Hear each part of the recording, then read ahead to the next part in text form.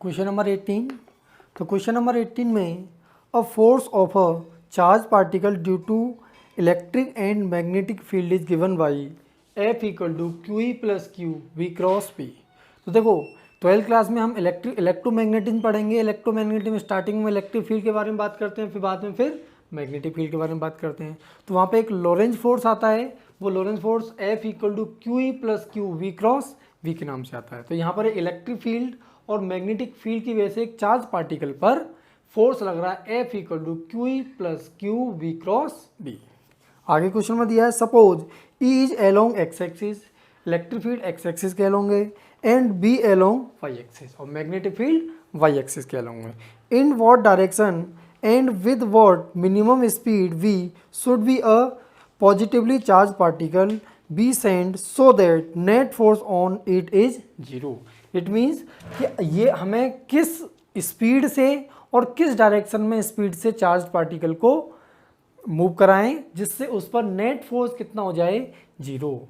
तो for F कितना, zero, तो क्या हो जाएगा q E plus Q we cross B क्या होना चाहिए, जीरो।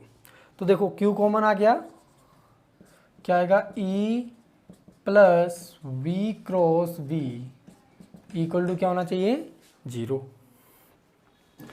ठीक है, तो यहाँ से Q जीरो में चला जाएगा तो E हो गया electric field equal minus times V cross B।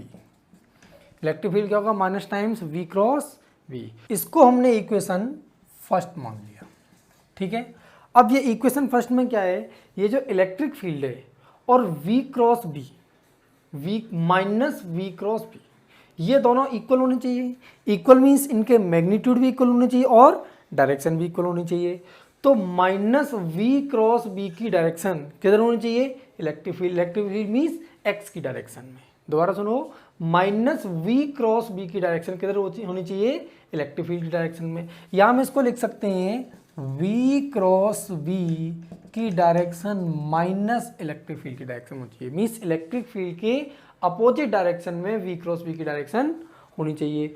तो हमें वी क्रॉस बी इस तरह से, वेलोसिटी की डायरेक्शन इस डायरेक्शन में होनी चाहिए कि इनका क्रॉस प्रोडक्ट एक्स एक्सिस के अपोजिट में, मतलब इस डायरेक्शन में आए, माइनस एक्स डायरेक्शन में। किधर, माइनस एक्स डायरेक्शन में। तो देखो हम अगर वी को देखो ऐसे लेते हैं, ऐसे परपेंडिकुलरली आउटवर्ड, परपेंडिकुलर आउटवर्ड, तो वी इस डायरेक्शन में क्या, वेलोसिटी वी, और ऊपर क्या है बी, वी क्रॉस बी। तो हमारा रिजल्टेंट किधर निकल के आया, माइनस एक्स डायरेक्शन में। वी क्रॉस बी का रिजल्टेंट किधर है, इन माइनस एक्स डायरेक्शन, और इलेक्ट्रिक फील्ड एक्स डायरेक्शन में। तो ये माइनस एक्स डायरेक्शन में, इलेक्ट्रिक फील्ड एक्स डायरेक्शन में, तो ये दोनों अपोजिट हो गए क्योंकि माइनस लगा, अपोजिट ही होने चाहिए थे। ठीक है, दोबारा से सुनिए, V क्रॉस B की डायरेक्शन माइनस एक्स डायरेक्शन में और माइनस इलेक्ट्रिक फील्ड की डायरेक्शन भी माइनस एक्स डायरेक्शन में। तो इन दोनों की डायरेक्शन सेम हो गई, कब, जब वेलोसिटी आउटवर्ड नॉर्मल हो, इस प्लेन के outward normal means Z direction में हो। तो पार्टिकल की वेलोसिटी किधर है, in the direction of Z direction. ये पार्टिकल की क्या है, वेलोसिटी। ठीक है ना। अब मैग्नीट्यूड निकाल लेते हैं। तो ये वेलोसिटी और बी वेक्टर दोनों क्या म्यूचुअली परपेंडिकुलर हो गए। तो अगर ये म्यूचुअली परपेंडिकुलर हैं तो इनका क्रॉस प्रोडक्ट कितना होगा, फिर ये तो हमने डायरेक्शन देखी, ऐसे ही इनके क्या मैग्नीट्यूड भी सेम होने चाहिए। ये वेक्टर अगर दोनों इक्वल हैं तो इनकी डायरेक्शन भी सेम होनी चाहिए और मैग्नीट्यूड भी इक्वल होना चाहिए। तो ई का मैग्नीट्यूड किसके equal, minus V cross B के मैग्नीट्यूड के।